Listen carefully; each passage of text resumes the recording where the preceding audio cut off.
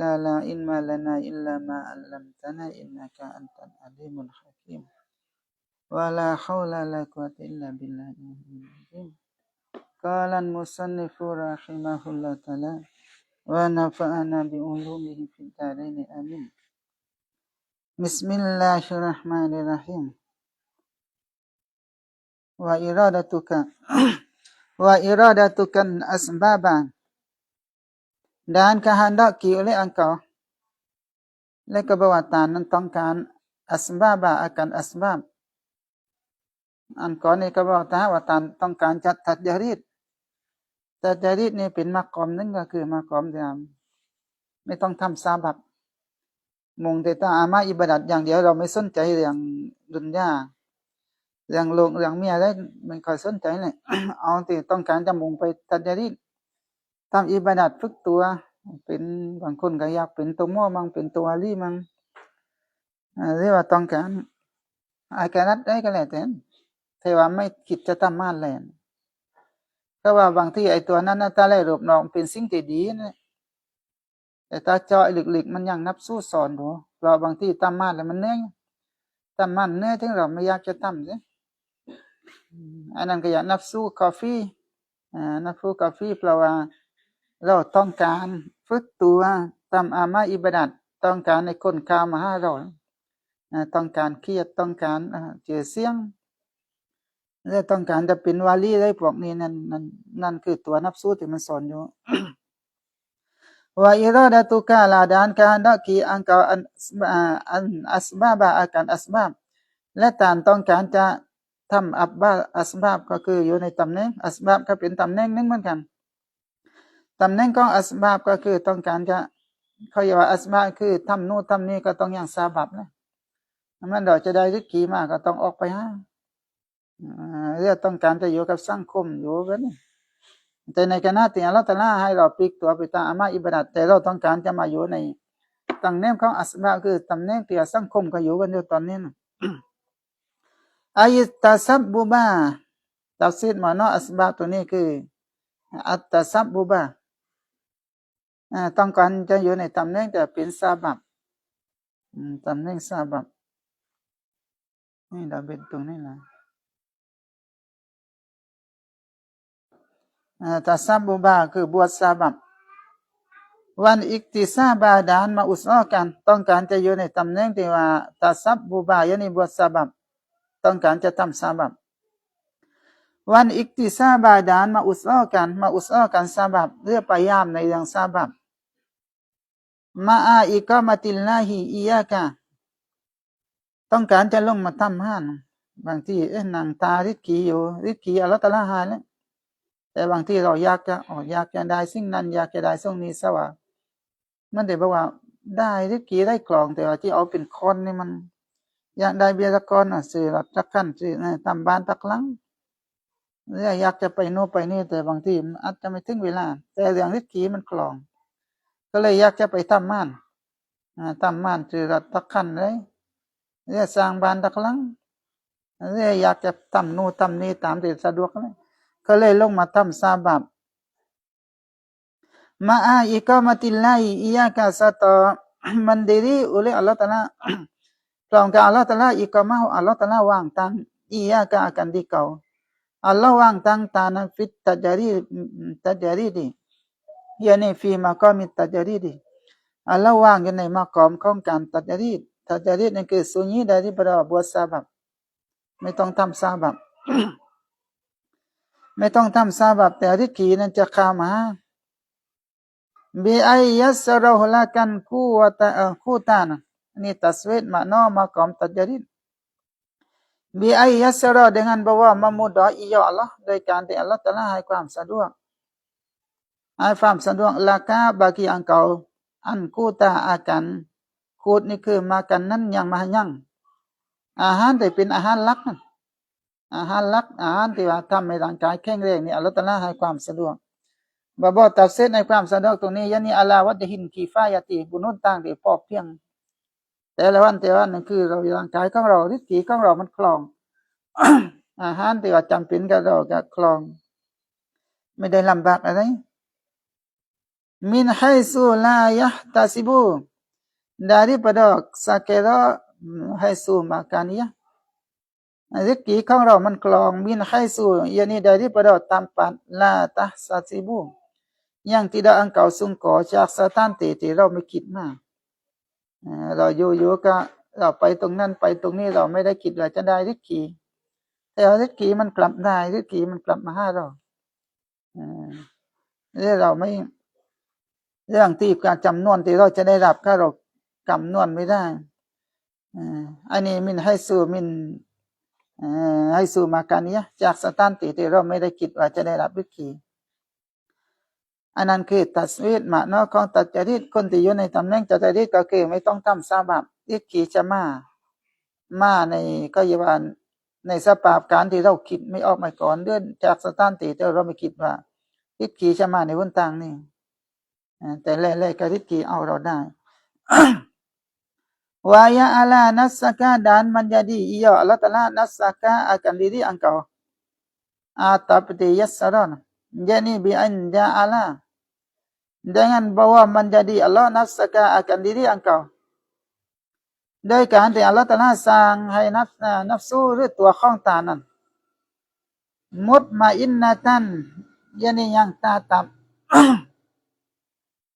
สร้างให้ตัวของเรานั้นมันมั่นคงไม่วุ่นวายใจฤทธิ์กีของเราจะยังหรือไม่นี่เราใน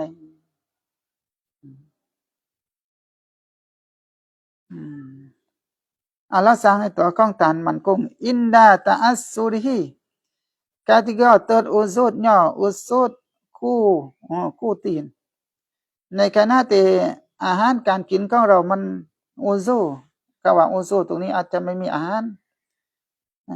terusut yakni tidak adaอาหารtidak ada makanan แต่ว่านับสู้หรือร่างกายของเรามันตินหรือจิตใจของเรามันตินอันนี้วิธีการสังเกตนั่นตาแล้วแต่ละว่างให้เราอยู่ในตำแหน่งจัดจริตก็คือฤทธิ์ขีของเรามันกลอง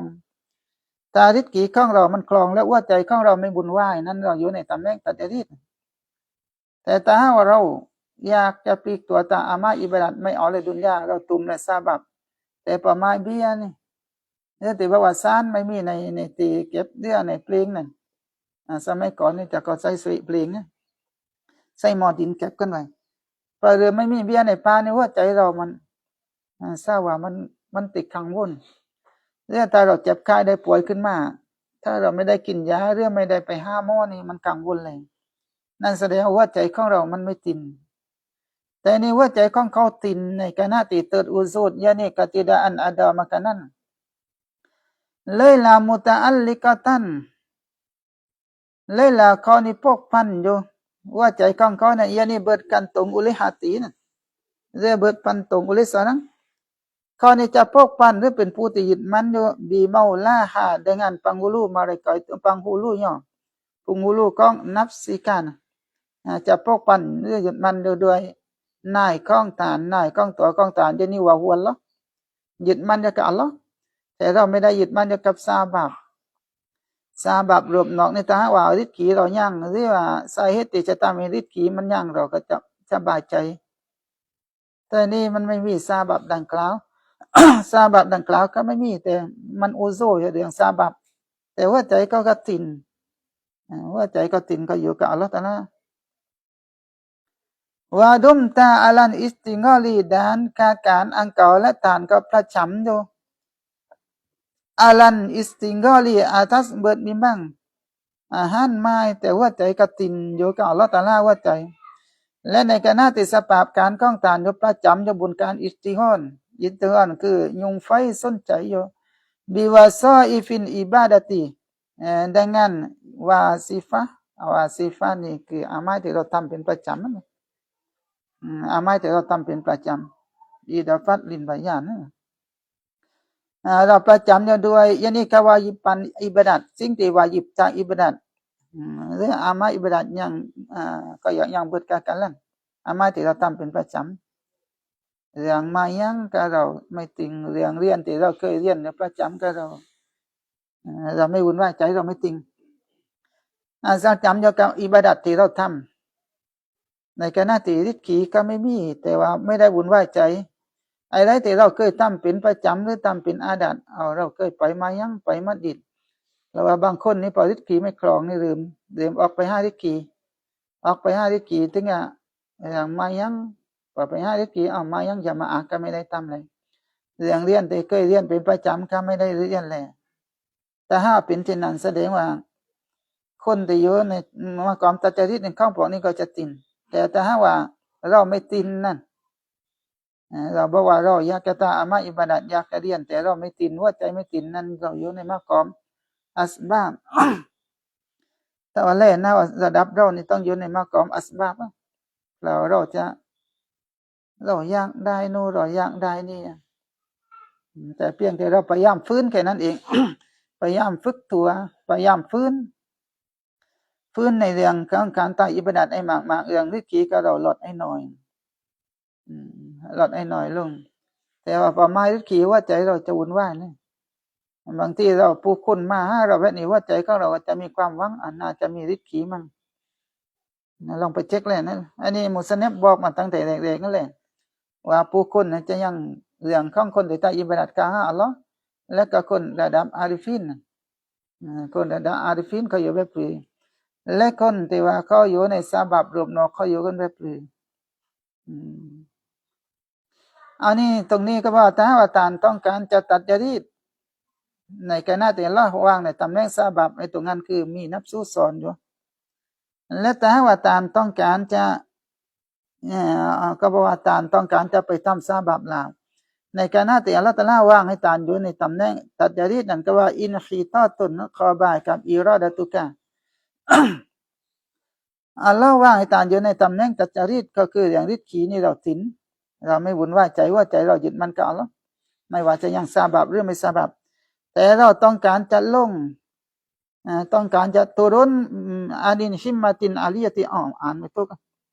แต่ว่าการที่เราต้องการจะลงไปยังตำแหน่งอัสมาก็บอกอินฮีตาตุนยานิตุรุนมันเป็นการลงหรือมันเป็นความตกต่ำหรือมันเป็นความต่ำต้อยตัวรถนี่คือตกมาอันหิมมาตินอาลียติได้ที่ประดอหิมมะอย่างติงฮีตกก็ลงมาจากตำแหน่งที่สูงซะแล้วหมอน้อยหิมมะนี่คือความตั้งใจที่สูงคือความตั้งใจที่ต้องการจะถึงไปยังอัลลอฮฺตะอาลานั้นเขาอยากเป็นหิมมะที่สูงหลังเดียวนี้เขาพลิกตัวตาอามาอิบาดัตเพื่อต้องการจะถึงต้องการจะกลายจิตต่ออัลลอฮฺตะอาลานะและก็ในอาคณะแต่อัลลอฮฺตะอาลาอยากให้ไปอยู่ในตำแหน่งของตัดจริตเลยไม่ต้องยุ่งอยู่กับเรื่องริดขีแต่ว่านั้นแล้วมันแต่ว่าริดขีมันกรอกมันสะดวกแต่พออยากจะได้เบียร์ตะคอนเนี่ยอยากจะทำอะไรแต่เป็นชิ้นเป็นอันมันกลับก็คือเราไม่รู้จะเอาเปลี่ยนแต่ถ้าลำบากไม่ได้ลำบากมันก็ได้กินได้อยู่แต่พอที่5 ตัวนั้นมันกลับไม่มีก็เลยตั้งใจว่าไปทำห้านดีว่ากันนั่นอยากจะเอาเบียร์มาซื้อรถซื้ออะไรก็ตามความคิดของแต่ละคนความคิดแต่คนก็จะยังอยู่ฉะนั้นการที่เราคิดเช่นนั้นเรียบจะยกตัวอย่างให้เราเห็นปากว่าถ้าหากว่าอัลเลาะห์ตะอาลานั้นว่างให้เราได้อยู่ในปนแบบนี้ เพราะการเรียนปนนี่เราไม่ได้ไปยุ่งกับเรื่องริดขีเลยพ่อแม่ก็จะจัดการเรื่องริดขีให้เราแต่หน้าที่ของเราคือการเรียนแต่เรารู้สึกว่าเพื่อนคนโน้มมันยังรถเคเพื่อนคนโน้มไปเที่ยวนั้นไปเที่ยวนี้สวรรค์นกได้ซื้อ แต่สมัยนี้เอาซื้อตัวซับไม่ละลาวไอโฟนไอไรเราก็ยังได้เหมือนกันแต่ที่ก็พ่อแม่ก็ไม่สร้างเขาไม่ได้เขาก็มาเบียร์ถึงขนาดว่าจ่ายเบียร์เป็นคอนกับเราแต่กว่าเขาให้เบียร์เราในเรื่องการจ่ายแค่นั้นเองเราก็เลยรู้สึกว่ายึดตักปักว่าเติมนี้ยึดก่อนว่าเราไปทำเราไปปลูกยางก่อนนะเราไปปลูกยางก่อนยึดตั้งเดือนก่อนไปเสียเรียรับว่าเติมนี้เดี๋ยวไปทำออกเล่ตะปักยิงออกเล่นี่มันจะได้เบียร์มาเป็นคอนเลยถ้าเกิดน็อกขึ้นมาปั๊บเนี่ยช่วงนี้ฝรั่งมันมากของยึดก่อนเขาเอาความคิดดังกล่าวคือเป็นความคิดแต่ก็อย่าว่าถ้าภาษามันเราเขาอยากไฟต่ำนะเป็นคนที่ไฟต่ำอัลเลาะห์ตะอาลาอยากให้เราอยู่ในตีดีตีสูงแหละแต่เรานี่ไฟต่ำอยากจะไปเป็นเหมือนกับคนอื่นเหมือนกับเด็กบ้านต่อไปไม่ใช่ว่าเขาไม่ดีนะ ก็ดีเหมือนกันแต่ว่าการที่จะได้เรียนศาสนาได้อยู่ในศาสนานี่มันเป็นสิ่งที่สูงมันเป็นสิ่งที่มีเกียรติอัลเลาะห์ตะอาลาให้เกียรติแต่เรากลับเอาผ้าตัวของเราไปให้ไปอยู่ในสังคมที่แต่จะเราก็ไม่ได้สนับสนุนไม่ได้สนับสนุนไม่ใช่ไม่ดีแต่ว่ายังอยู่ในสิ่งที่ชะเราะสนับสนุนกันนี้ต้องอยู่ในการตาอามาอิบาดัตด้วยการเรียนนั่นคือชะเราะใจแต่ถ้าเราไปอยู่ในสภาพการเนี่ยคลุกอยู่กับดุนยาไว้นี่ชะเราะไม่ได้สนับสนุนจะเราเอาดุนยาแบบพอเพียงหรอกให้เอาแบบพอเพียงแต่เราเอาขืนแบบความจำเป็นแกจะเราะจะทำนี้จะต้องอินแต่ยาว่าไม่ดีแล้วคนทำมันก็ดีนะแต่ถ้าเราทำตามนับสู้ก็จะตกตำหนิเหมือนกันอาจจะรู้ว่าตาเล่นบ่ยกตัวอย่างไปอ่านเห็นภาพนะเรามันตรงกับเราอยู่พอดีบางคนก็เอาลับไปก็ปลำส่งให้เรียนแหละแต่เราลับไปทำห้านมันได้เคยบอกเลยว่าห้านไม่ต้องแคบหรอกแต่เราได้กรอบครัวมาเป็นได้ทำกันอิ่มเนี่ยนะพอถึงเวลาดังกล่าวอะไรมาเนาะตรงนี้อัลเลาะห์ตะอาลาว่างให้อยู่ในตำแหน่งตัดญาริดแหละแต่เราในต้องการจะไปตำแหน่งซาบับนั่นก็อยากเล่นมาจากอิมมอติซูงก็คือนั่นนะการที่เราอยากจะถึงไปยังอัลเลาะห์ตะอาลาไม่ได้ต้องการเกียรติดุนยานั่นคือฮิมมอติซูงแต่สำหรับเราคือต้องไออาลิมนะแต่เด็กปนอกต้องไออาลิมเปิดปนอกได้ไปเล่ๆรับไปตำมานเสเลนลีอิรอดาติกาเอาอิลัดไปเตอินฮีต่อต้นสาเหตุได้ที่ว่าเป็นฮิมมอติมันต่ำนั่นสาเหตุที่เป็นฮิมมอติมันต่ำลีอิรอดาติกาคารณะการนักกีอุเลอังเกาเพราะทานนั้นต้องการตานั้นต้องการอารูจูอาอิลันก้อนกีต้องการการเคิมเบลีต้องการจะกลับคืนอิลันก้อนกียานีอิลันมักลุกีต้องการจะกลับคืนไปยังมักโลอัลลอฮฺตะอาลานั้นดึงออกมาแล้วอย่าไอ้ทำอามาอิบาดัตกล่าวกายจิตต่ออัลลอฮฺตะอาลาแต่ท่านกลับไปหามักโลลาวบะดัตตะอัลลุกีบินฮักกีkemudian daripada bergantung dengan hakตรงนี้ยะนี่วะฮุวัลลอฮ์ในขณะที่อัลลอฮฺตะอาลานั้นให้ตานเกี่ยวปั้นเหล็กเดียวว่าใจเราอยู่กับอัลลอฮ์ยึดมันอยู่กับอัลลอฮฺตะอาลาถึงแม้จะยังซาบาบหรือไม่มีซาบาบกับเราเสียมันกับอัลลอฮ์เราไม่กระวนกระวายใจแต่ว่าใจตอนกามาเป่าทีเดียวอยากได้รถนูก็ขี้รถกันเราก็เลยรับไปห้าเบียร์จากปักว่าห้าเบียร์จากปักwalau lam jakun dan jikalau tidak ada illa mukhalatu abna'id dunya และแต่หากว่าไม่มีละเว้นแต่ติมีนั้นยากุนนั้นกานาตัมมะแปลมาจากกานาตัมมะยานีว่าอิลลัมยูยัดมุคอลาตูอับนาอิดดุนยานแต่ถ้าไม่มีการอยู่รวมถ้าไม่มีเว้นแต่มีก็คือการอยู่รวมยานีเบอร์ชัมพูดมีการผสมกันอยู่มีการผสมอยู่มุคอลาตูอับนาอิดดุนยานถึงแม้ว่าไม่มีก็บอกถึงแม้ว่าจะไม่มีเว้นแต่มีก็คือการเบิดชัมพูดอาการอันเนาะดุนยาผสมอยู่กับอันเนาะดุนยานี่คือเป็นคำเป็นมายาทเหมือนกับเด็กนี่จะอยู่กับหมาถึงคนที่คลุกอยู่กับดุนยาเหมือนกับเด็กนี่เหมือนกับเด็กติดอยู่กับหมาติดอยู่กับดุนยาก็เลยเอาทรัพย์ตัวนี้มาพูดว่าโบติลงไหลกับดุนยาคือเปรียบเหมือนกับเด็กติดอยู่กับแม่นั่นแต่แม่ตรงนี้ก็คือดุนยาเอาแล้วถึงแม้ว่าไม่มีละเว้นแต่มีก็คือการอยู่รวมกับอานะดุนยายานีมุคอลาตะตุนลิมันอาราดัดดุนยายานีมุคอลิตะตุนลิมันอาราดัดดุนยาเว้นแต่มีก็คือการอยู่รวมbagi mereka yang kehendaki akan dunia นั่นหมายนอกของคำว่าอัปนาอิดุนยาคือผู้ที่ต้องการดุนยา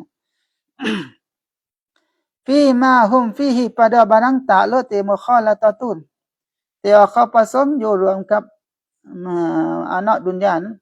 ฟีมาpada barang ในสิ่งที่ว่าฮุมฟีฮาเบิดมุลา mereka itu fi ma fihi yani fi man ซึ่งพวกเขาในสิ่งดังกล่าวนั้นลาคานาคาฟิยันหมดไปแค่นั้นแต่ถ้าพวกเขามาอยู่รวมกับอานะดุนยาในสิ่งที่ว่าบรรดามาได้ไกตัวอับนาอุดดุนยานะฟีฮิยันฟีมันทีนี้มาในตัวอะไรตับเสดอิดมาโซนยันมินันอิสติกอลีมินันอิสติฮาดิบิดดุนยาแต่ถ้าว่าไม่มีและพวกเขานั้นอยู่รวมอยู่กับโลกดุนยาหรือบุคคลที่ลงไหลอยู่กับดุนยานั้นแต่อยู่รวมฟีมายันpada barang yang minan istighdadi รวมอยู่ในสิ่งที่ว่ามาโนสิ่งตรงนี้ตัวกับการอิสติงกอนการหลงอยู่การยงอยู่บิดดุนยานั่นคือสิ่งที่บรรดามนุษย์เขาอยู่ในสิ่งดังกล่าวนะลาคานาอย่าวับเรานัชยาสุงยออาดาและมาเรกอนัชยาอาดาและอียอมายันมุริดในนอนมีและมุริดนั่นถ้าหากว่าเขาไม่ผสมอยู่หรือไม่อยู่รวมกับมนุษย์ลาคานาคาฟิยันนัชยามามาดาอีและอียอมุริดเราอย่าไปมุริดแน่นอนเขาจะพอเพียงในเดียวก็บอกว่าไม่มีแล้วเว้นแต่มีก็คือก็จะต้องไปอยู่รวมกับบรรดามนุษย์ในสิ่งเนี่ยรวมในอย่างไรในสิ่งที่บรรดามนุษย์เขาอยู่กันนั่นนะอะไรสิ่งที่มนุษย์เขาอยู่คืออิสติงกอนก็คือยุ่งอยู่กับดุนยาคลุกอยู่กับดุนยานะมันแต่ไปนั่งร่วงน้ำจ้าก็เอาปากกันเรียงปามมั่งนี่ปากกันเรียงเรียนจงนี้ปากกันเรียงเรียนดื่มออกกันเลยเรื่องนกว่าจุกมั่งเอาเรื่องบอนมั่งนั่นคือสิ่งที่เขาเรียกว่าโบดุนยาก็ติสนใจที่ยุ่งอยู่กับมัน ถ้าว่าเขาไม่ไปอยู่รวมลาคานาคาฟิยันนะสุงหอยอมอาดาลิยามุริดันคาฟิยันยังมาดออีก็ปลอดเพียงไม่ต้องไปคลุกอยู่กับลูกดุนยาก็เข้าอยู่ได้ปลอดเพียงฟีดานาอาตินฮิมมาตียานี่ก็สามารถจะไปอยู่กับโลกดุนยาได้pada salakeh himmah ในหิมมอที่ว่าหน่อยต่ำๆก็สามารถจะอยู่ได้แหละไม่ต้องมีหิมมอที่สูงมันหิมมอที่ต้องการจะถึงไปยังอัลเลาะห์ตะอาลาคือต้องจ่ายความเมื่อเราต้องการจะอาลิมนี่ต้องการจะเป็นบ่าวๆจะต้องยังหิมมอที่ว่าสูงต้องความตั้งใจที่สูงความตั้งใจที่สูงเราสามารถจะถึงไปยังเป้าหมายดังกล่าวนั้นได้แต่ถ้าเรายังอาลิมแต่ว่าเราไม่ตั้งใจให้เด็ดขาดไปแบบเรื่อยๆไปแบบเรื่อยๆนั่นก็อย่าว่าเรียนเมื่อเราเรียนว่าครูบางคนบอกว่าไอ้กาใจหนังสือยาวอีพ่อนั่นก็อยากอิมมอติตามตรงนี้แต่ตายอิมมอติสูงก็คือต้องไอ้กาใจภาษาอาหรับเล่มเปิดปนอกไว้นี่ที่นี่การที่เราอยู่กับดุนยาเนี่ยก็ว่ายุ่งยากข้องที่มนุษย์ก็พลั้มอยู่นั่นเราสามารถจะเอาดุนยาได้โดยแต่ไม่ต้องตั้งใจให้สูงก็สามารถจะอยู่ได้เลยฟีดานาอาตินฮิมมาติยันpada salakehหรือซาฮินาฮิมมชาฮิมมอดธรรมดาก็ไม่ปื้อแล้วอันนั้นก็บอกปื้อนี่ก็บอกการที่เราต้องการจะไปทำซาบับ ต้องการจะทำซาบับในคณะที่เราว่างให้เราอยู่ในตำแหน่งตัดจริตเขาอย่าว่าฮิมมอเราต่ำเราต้องการจะออกไปอยู่รวมกับมักโลกหลังจากที่อัลเลาะห์ตะอาลาให้เรานั้นยึดมั่นในกับอัลเลาะห์ตะอาลาแล้วฟันวาญิบูมาก่อตะเปลนะมาก่อยังวาญิบยันอินดัสซูฟียีนะว่าตัฟซีรฉะนั้นสิ่งที่วาญิบในทัศนะของนักซูฟีนั้นไม่ใช่มนุษย์ตัวไปนะวาญิบในทัศนะของอาลีซูฟีก็ว่าอัลซาลิกีอัตัสซาลิกนี่คือคนที่ต้องการจะเข้าหาอัลลอฮ์โดยการตามอามัยเวดัตสิ่งที่วาญิบคือไอยัมกุซาฟีมาอัลกอมะฮุลลออัลกอมะฮุนฮักกุนวาญิบไอยัมกุซานขอบายกับฟันวาญิบุนไอยัมกุซาบอกว่าเบิดเดียมยอซาลิกเขาจะต้องหนึ่งฟีมาอัลกอมะฮุpada barang yang mendirihu akan dia akan salik ในสิ่งที่ว่าได้ดำรงไว้หรือได้วางตั้งไว้อันฮักกูยานิฮุวัลลอฮ์ไอ้ข้อหนึ่งในตำแหน่ง เรื่องในสภาพการมาตัวนี้ตัวกับมากอมยานี่มีนันมาข้อมีdaripada maqam yani maqam ตัดจริตวันอัสบาบสิ่งที่วาญิบก็คือให้เราอยู่ในตำแหน่งของเราเลยทึงนี้เลยเราจะต้องตรวจสอบว่าเราน่าจะอยู่ในตำแหน่งไหนแล้วแต่ว่าใจเราอะไรว่าใจเราติดอยู่กับอัลลอฮ์หรือไปติดอยู่กับซาบับแค่ว่าติดอยู่กับซาบับถ้าว่ายังซาบับนี่เราบาดใจแต่ถ้าไม่มีซาบับแต่ได้รับฤทธิ์ขีเนี่ยเราวุ่นวายใจนั่นแสดงว่าเราอยู่ในตำแหน่งของซาบับแต่ถ้าว่าซาบับยังไม่ยังเราไม่เกี่ยวว่าใจเราอยู่กับอัลลอฮ์ตะอาลานั่นแสดงว่าเราอยู่ในตำแหน่งตัดจริตและอีกอย่างเลยเดี๋ยวบอกไว้เลยว่าค่าเรื่องอิบาดัตค่าคลองอะไรต่างๆด้วยว่าใจเราติดอยู่กับอัลลอฮ์ตะอาลานะแต่ว่าใจเราติดอยู่กับอัลลอฮ์ตะอาลาจริงงั้นค่าเราต้องอยู่ในตำแหน่งดังกล่าวแต่ถ้าว่าใจของเรามันไม่ติดแสดงว่าเราอยู่ในตำแหน่งซาบับเขาต้องไปทำนะต้องไปทำห้านต้องทำเลยฉะนั้นสิ่งที่วาญิบก็คือให้เราอยู่ในตำแหน่งในสิ่งที่อัลลอฮฺตะอาลาวางไว้สิ่งดังกล่าวคือจากมักอมมินันตัจรีดินจากมักอมตัจรีบและก็อัสบับนั้นก็ว่าฟีมาก็มาฮุลฮักกูฟีมานั้นให้เราเน่งอย่าออกจากตำแหน่งของเราแต่ถ้าอัลลอฮฺอยู่ให้วางในตัจรีดเราออกอันก็คือหิมะเราต่ำเลยแต่ถ้าหากว่าเราอยู่ในตำแหน่งซาบับแต่ต้องการจะไปตัจรีดเองนั่นก็อย่ามีนับสู้สอนดูแต่ถึงเวลาอัลเลาะห์ตะอาลาจะสร้างซาบับเองอัลเลาะห์ตะอาลาจะดึงเราไปเองเช่นบางที่เราอยู่ปลีกตัวทำอยู่กับอัลเลาะห์ตะอาลาหายเลยนั่นก็มาถึงกับบอกว่าไม่มีใครสอนหนังสือจอยไปซ่อนที่อยู่นั่นแสดงว่าเขาดึงเราไปก็ดึงเราวายาดอบิฮิดานเรดอและยาซาลิกสิ่งที่จำเป็นก็คือจะต้องแหน่งอยู่เรือต้องอยู่ในตำแหน่งของตัวเองวายาดอดานเรดอและยาอัตเตยัมกุสันและจะต้องเรดอยาซาลิกบิฮิยานีบิมาอากอมาหุนฮักกูฟิหินจะต้องเรดอด้วยถึงไม่ว่าในตำแหน่งดังกล่าวนั้นนับสู้เราไม่ต้องการนับสู้เรามันอยากจะไปทำห้าหน้าเบียร์สักคนหนึ่งเอามาซื้อรถจะได้สะดวกนิดเรียกไปสร้างบ้านเรียกทำอะไรก็แล้วแต่ตามหายัดของเขานะนับสู้มันอยากจะได้ปนนั้นไม่พอเพียงในฤทธิ์ขีแต่ละอายบางทีฤทธิ์ขีแต่ละอายมันคือบางที่มันได้หน่อยหรือมันมาแบบบางที่เราอยากจะกินอยากจะกินข้องนูแต่ว่าข้องนี้มันมามันก็จะอยู่ปนนั้นนะแต่ว่ามันก็เป็นฤทธิ์ขีเหมือนกันเป็นข้องที่มาจากอัลลอฮ์แต่บางครั้งเขาไม่สนกับนับสู้อยู่นับสู้นั้นอยากได้อีกมุมหนึ่งนับสู้ก็เลยไปทำในสิ่งที่อยากได้นะ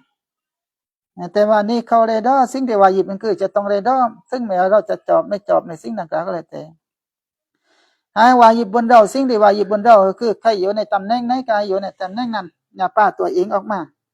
ฮัตตายะตะวัลลัลลอฮุอิกรอยะฮะเองก็มัมมาเรนต่ออัลลอฮุเลยอัลลอฮ์จนกระทั่งว่าอัลลอฮ์ตะอาลาจะทำการปกครองก็คืออัลลอฮ์ตะอาลาจะบริหารจัดการอย่างนี้มัมมินดอจนกระทั่งอัลลอฮ์ตะอาลาจะเปลี่ยนอัลลอฮ์บริหารจัดการอิกรอยะฮูอาการมาลวดหัวอาการยาอาการซาลิกอัลลอฮ์บริหารจัดการนำอัลเข้าออกมามินฮูยานี่มินมาอากอมาหุนฮักกุนจนกระทั่งให้อัลลอฮ์ตะอาลาพาออกมาอัลลอฮ์ตะอาลาจะพาออกมาเองถ้าอัลลอฮ์ตะอาลาประสงค์อันนี้เราอย่าออกมาโดยนับสู้เมื่อเรื่องเรียนเรื่องเล็กก็เลยแต่วันก่อนเราเรื่องการตัสวีบกันเลยแต่เราเล่นนี้ถ้าเราตีมันกับเรามันเล่นอย่างเหมือนกันนะมันเราอยู่ในตำแหน่งนึงหรือตีนึงกันทราบว่าการปรับตัวของเราได้กับมันสะดวกเลยอย่างเหตุการณ์นู้นเหตุการณ์นี้ทราบว่าเราไม่ปืนเลยถ้าว่าตีเราอยู่มันดีอยู่แล้วนะมันไม่ได้มาเสียดไม่ได้อันตรายอะไรนะทีนี้เราต้องการจะออกจากสถานที่ดังกล่าวนั้นเราคิดว่าไปยืนเอกตีน่าจะบายว่านะเราเห็นผู้คนก็อยู่กันพอไปเล่เอาสภาพการที่เราไปโยนมันต้องปรับตัวกันไม่ลาเลยซึ่งในเวลาออกนี่ก็จะไม่ออกโดยนับสู้ความอยากของตัวเองอันนั้นเรื่องของการตับวิบเราพลาดมาเลยอันนี้ก็เหมือนกันเรื่องของตำแหน่งก็คล้ายๆกันเลยจากระหว่างไอ้เราโยนตำแหน่งไหนก็ให้อยู่ซึ่งแม้นับสู้จะจอบหรือไม่จอบก็แล้วแต่ถึงเวลาการอัลเลาะห์ตะอาลาจะพาออกมาเองอัลเลาะห์ตะอาลาจะสร้างซาบะให้กับเราเอง wala yakhruya dan tidak keluar ia salik yani atau petungai atau ti ayam kusa kan yani fan wajibu alan salikin an la yakhruya bahwa tidak keluar ia salik bi nafsihiสิ่งที่ว่าอยู่คือแต่จริงเขาจะต้องไม่ออกอาต่อไปตีย่ำกุศลจะต้องไม่ออกจากตำแหน่งดังกล่าวบีนับสิฮีdengan diriของสาลิกว่าอิรอดัติฮีdan denganอิรอดัตของสาลิกออกโดยตัวของตัวเองหรือโดยความต้องการของตัวเองว่าสาวาบิลีอาตตินับสิฮีและจะต้องไม่ออกบีสาวาวิลิชัยตอนี่dengan tipu daya syaitanอย่างเหมือนกันนี่syaitanเข้ามาลอกให้เรานี้ออกจากตำแหน่งของตัวเองเสียฉะนั้นฟายาก็มากอยาดีสำหรับฟ้ายาวับฟ้ายาวับอันนี้เราบอกมาแล้วยาวับเลตรงนี้ก็ว่านาฟียาวับนาฟียาวับนาฟีฉะนั้นฟายาก็มากอยาดีสำหรับยาตุละเอียดสลิกถ้าเราออกมาโดยตัวเองนั่นหรือออกมาโดยอิราดัตของเราหรือออกเพราะว่าใจตอนมันลอกฟายาก็มากอยาตุละเอียดมากอยาดีสำหรับยาตุเอียสลิกนั่นฟีบะฮรินกอตีอาติเป็นสาเหตุในก็ตกไปในท้องทะเลแห่งบาฮรินกอตีอาตินี่ลาวดกับปุตุสันตกในทะเลแห่งการตัดขาดทะเลแห่งการตัดขาดยานี้อันเราะมติลละตัดขาดจากความเมตตาของอัลลอฮ์ไม่เมตตาเนี่ยอัลลอฮ์ไม่เมตตาอัลลอฮ์ตาลาจะตัดขาดจากความเมตตาก็จ่ายทรัพย์คำว่าตะลีเนี่ยแสดงความเมตตาที่ว่าการที่อัลลอฮ์ตาลาไม่สนใจที่มันควางเหมือนกับตองตะลีความเหมือนกับตองตะลีเราไม่ตะลีมันควางเราจะหาขอบเขตมันไม่พบแสดงว่ามากความสนใจของอัลลอฮ์ตาลาที่ว่ามันมากมายวันอียาซูบิลลาฮิแต่ว่าตกไปในทะเลแห่งการตัดขาดเลยเหมือนกับใจตนอัลลอฮ์ตาลาไม่สนใจเลยวันอียาซูมินตอลินดงบิลลาฮิเราก็คุ้มครองโดยอัลลอฮ์ตาลาอย่าให้ตกลงไปในทะเลแห่งการตัดขาดจากความเมตตาการที่อัลลอฮ์ตาลาไม่เห็นดูเรานั้นอย่าให้มันเกิดขึ้นสรุปว่า ก็ต้องอ่านให้ออกก่อนว่าอัลเลาะห์ตะอาลาวางเราอยู่ในตำแหน่งไหนแล้ววางเราอยู่ในตำแหน่งใดก็พยายามแล่ให้ออกและก็ทำหน้าที่ของตัวเองเนี่ยออกมาจากตำแหน่งดังกล่าวนั่นอันนั้นคือสิ่งที่วาญิบนี่สิ่งที่วาญิบนั่นคือสำหรับนักซูฟีนะแต่เราต้องการจะเดินทางสายนี้ก็ต้องมอบหมายกับอัลเลาะห์ตะอาลาแต่ถ้าอัลเลาะห์ตะอาลาจะให้ออกกับอัลเลาะห์ตะอาลาจะสร้างซาบับเองอย่าลืมว่าแต่ละคนเหมือนที่บอกเลยว่าจะมีหน้าที่ของตัวเองกันอยู่มันเราอยู่ในสังคมนี่มันจะไม่ต่อเทียมมันบางทีเรากูอยากเป็นบ่าวบ่มังอยากเป็นตัวมั่มมังไปแย่งจริงกันเราคิดว่าตำแหน่งตรงนั้นมันสูงแต่ความจริงแหละแต่ละคนเขาจะมีหน้าที่ด้วยความรับผิดชอบของตัวเองอยู่มีความสำคัญอยู่ทุกคนก็ว่าสังคมนี่คือตาแรกนี่คือในความไม่ต่อเทียมก็มีความสำคัญอยู่ถ้าเรายกมือของเรามานั่นว่าแม่มือมันจะต่ำอยู่ตะยิดเอานิ้วกลางจะสูงว่าเปลืองแต่ในความไม่สูงของมันหรือในความไม่ต่ำของมันนั่นแต่ละนิ้วก็จะมีความสำคัญกันอยู่ถ้าเราตัดนิ้วออกไปตั้งนิ้วหนึ่งหรือเราตัดว่าแม่มือออกไปนี่อยู่ต่ำว่าเปลืองถ้าหมายเราจะจับไม้จับไรนี่มันหายหรือมันไม่หายนั่นแต่ถ้ายังว่าแม่มือพอเราจับเลยเรากำมันจะล็อกเลยนั่นแสดงว่ามันสำคัญแต่พอแรกเปื้อนทำว่าเปื้อนฉะนั้นหน้าที่ของเราในเราอยู่ในสังคมนี้ความเท่าเทียมมันจะไม่เหมือนกันบางคนเป็นคนรู้ก็เอาไปเป็นตัวมันเราไม่รู้กันหน้าที่ของเราคือการเรียน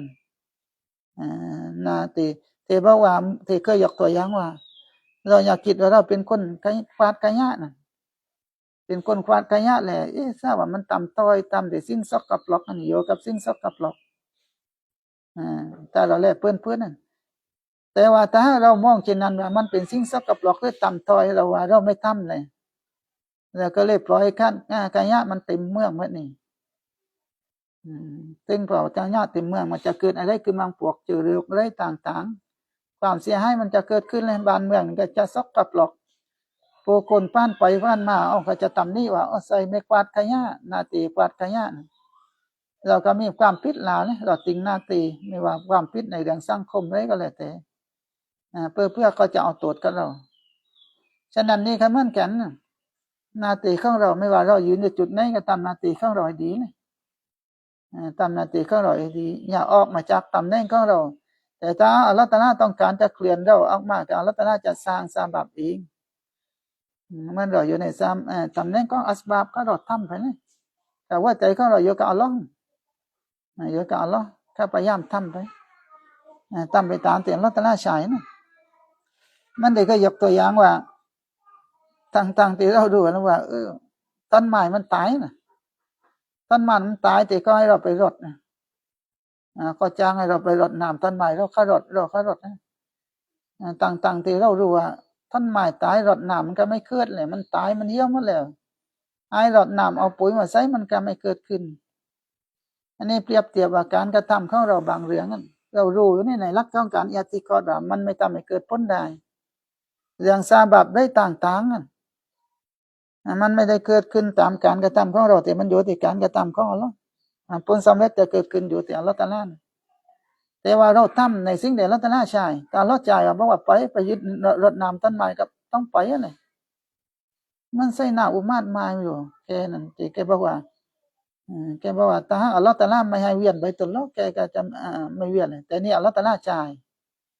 อัลเลาะห์ตะอาลาจ่ายเวียนแกก็เลยเวียนซึ่งเราแรกนี่เราไปเวียนไปตลอดกันเนาะแต่แรกมุมมองไปเวียนก้อนหินนั่นแหละไม่มีอะไรเนี่ยตาละใจเราไปยึดน้ำรดน้ำต้นไม้ก็เราต้องรดอันนี้เปรียบเทียบให้ฟังว่าถ้ามองในท้องซาบับมันซาบับทั้งหมดก็ไม่ทำให้เกิดผลและตัวเราก็ไม่สามารถจะให้เป็นผลได้ตามที่เราต้องการตามซาบับทุกสิ่งทุกอย่างอยู่แต่อัลเลาะห์ตะอาลาแต่หน้าที่ของเราก็ต้องทำไปเลยเมื่ออัลเลาะห์ตะอาลาใช้เมื่ออัลเลาะห์ตะอาลาว่างอยู่ในหน้าที่ของซาบับก็ต้องทำไปเวลาเจ็บกายดูได้ป่วยเข้าใจข้อดูออกข้อเราข้อต่างๆที่ยาก็ต้องกินต่างๆที่เรารู้เลยว่าจะอัลเลาะห์ไม่ย้ายก็คือไม่ย้ายสรุปว่าใครอยู่ในตำแหน่งไหนก็เอาทำหน้าที่ของตัวเองให้ดีคนแต่อัลเลาะห์ตะอาลาไม่อยู่ในตำแหน่งซาบับก็ทำหน้าที่ของตัวเองให้ดีแต่ถ้าเราทำผิดต้องการจะออกจากตำแหน่งของตัวเองไม่ว่าจะตำแหน่งซาบับหรือตัดญะรีดเราออกโดยตัวเองก็จะมีนับสู้หรือจะเป็นความผิดหลังอย่าเรียกว่าทุกสิ่งทุกอย่างนั้นอยู่แต่อัลเลาะห์ตะอาลาต่างปีแต่หน้าที่ของเราคือดำเนินไปตามรูปนอกก็อย่าดำเนินไปตามอุกมที่อัลเลาะห์วางไว้เรื่องดำเนินไปตามอุกมของอาดัตที่อัลเลาะห์ตะอาลาใช้นะอะไรอีกครั้งหน้าก็ว่าซาวาบิคุนฮิมามีลาตุคริกูอัสวารอนอักดารินอีกครั้งนี้ก็บอกว่ามันดูลูอุเลหิมมอนะยานี่หิมมออย่างติงกีนะหิมมอที่สูงเนี่ยก็อย่างหิมมอของคนระดับวาลีนะความตั้งใจของคนระดับเขาเนี่ยแก่เพียงคนหนึ่งอยากจะทำสิ่งโน้อยากจะทำสิ่งนี้ก็อัลเลาะห์ตะอาลาให้สำเร็จเลยให้สำเร็จเลยอันนั้นก็อย่างหิมมอที่สูงนะบางที่เขาแก่นึกไม่ตันได้ยกมือตีก็อัลเลาะห์ตะอาลาให้เลยแต่ว่าหิมมอความตั้งใจดังกล่าวนั่นแต่มันนำหน้าไปก่อนแล้วนั่นและไงคือมันแข็งแกร่งมันเนื้อว่าหิมมอของคนอื่นมันหิมมอเรานี่ธรรมดาแต่ว่าลาตุคริกูอัสวารอนอักดารีไม่สามารถจะมันจะได้ไม่สามารถจะทำให้ตาลูกับคำแปลของการตั้งดีได้สิ่งที่อัลเลาะห์ตะอาลาตั้งดีสิ่งที่อัลเลาะห์ตะอาลากำหนดไว้นั่นเมื่อไรเดียวที่บอกว่าขอให้เราพยายามไม่ตายบรรดาซาบับได้ต่างๆถ้ามันไม่เป็นผลถ้าหากว่าอัลเลาะห์ตะอาลาไม่กำหนดไว้แต่ว่าใจในเมื่ออัลเลาะห์ตะอาลาใช้เราทำก็เราต้องทำไปเลยเราก็ต้องทำไปฉะนั้นสิ่งเขายอมเอาตรงนี้คือความแข็งแกร่งของคนที่มีความแข็งแกร่งเลยก็ไม่สามารถจะไปทำลายคำแป้งแห่งการตั้งดีของอัลเลาะห์ตะอาลาได้และหิมมอต่ำๆแบบเราเนี่ยไม่ต้องไปเล่นนะฉะนั้นกลางนานี่ถ้าเราแลไปกลางนาเลยเนี่ยมุสลิมบอกว่าอาริฮนับสักการอาริฮนับสักามินัตตัดดาบีรีนั่นตานจงให้บายใจจงให้บายกับตัวของตานนั่นจากการตัดบีด อย่าไปตัดเวทนะไปวางแผนนี่เราไปวางแผนจะทำสิ่งนั้นวางแผนจะทำสิ่งนี้นะแต่ว่าการวางแผนของเรามันกลับไม่เป็นตามที่เราวางแผนเพราะว่าตักดีก็อัลเลาะห์ตะอาลาไปอีกมุมนะเราวางแผนพรำแต่ใจรวยแต่อัลเลาะห์ตะอาลาไม่ได้กำนับให้รวยก็มันเหนื่อยเปล่าวะเนี่ยฉะนั้นนี่เลยแกก็เลยบอกว่าจงให้บายใจอยู่ให้บายใจหน้าที่ของเราคือเพียงแต่พยายามแค่นั้นเองพยายามไปทำตามที่อัลเลาะห์ตะอาลาจ่ายถ้าเราว่างให้เราอยู่ในตำแหน่งซาบับก็ทำไปต่างๆที่เรารู้แล้วการพยายามของเราไม่เกิดผลก็เราพยายามไปนั่นเราทำในสิ่งที่อัลเลาะห์ตะอาลาจ่ายอีกกรรมข้างหน้าจะเร่งเรื่องนี้จะเฮี้ยเร่งเรื่องนี้ก็อยู่ในตำแหน่งนั้นก็ทำไปตามตำแหน่งของตัวเองถึงเราจะไปก็อยากจะไปทำลายกำแพงแห่งการตักดีสิ่งที่อัลเลาะห์ตะอาลาคำนัดไว้มันเป็นไปไม่ได้เราว่าอย่างบางคนเนี่ยอย่างว่าครูตามสิ่งนั้นตามสิ่งนี้อย่างให้เป็นตามที่เราประสงค์แต่มันไม่เป็นไปตามประสงค์เพราะว่าอัลเลาะห์กำนัดไปอีกมุมซึ่งแต่เราไม่เข้าใจตรงนี้เราก็จะเครียดเราก็จะเครียดแต่อีกกรรมข้างหน้าต้องการจะเตือนว่าถ้าเรานึกถึงการกำหนดของอัลเลาะห์นี่จะบายใจนั่นคือความหมายจงบายใจให้บายใจใส่กับตัวของฐานนั้นจากการตัดเบ็ดไม่ต้องไปตัดเบ็ดไม่ต้องไปวางแผนอะไรนะไม่ชาดอดนี่หลักการของตัสวุฒิมันเขาไม่ให้เราวางแผนนะ